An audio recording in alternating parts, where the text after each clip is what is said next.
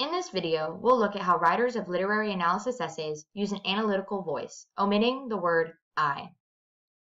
Instead of using the word I, use the words readers, people, individuals, citizens, women, young people, etc.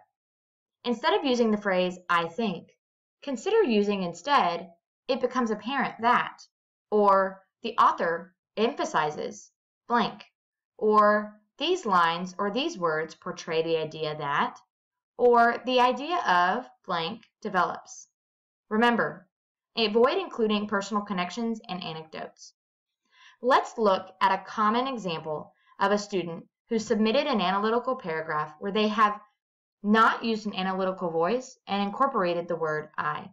Take a second to pause your video and read the student example that needs revision, as well as the student example after revision.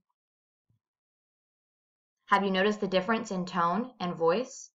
In the first example, although the student has a great analysis work done, the analytical tone of their writing is not academic. Including the words I think, I understood, I saw, when I read, makes the writing more personal and less academic. In the second example, the student instead jumps right in and just states the poem Harlem by Langston Hughes stands against racial discrimination.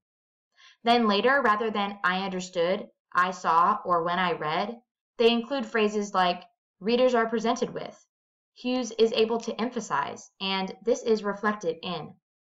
These simple changes can help you move from a personal or non-academic voice to an academic and analytical voice in your writing.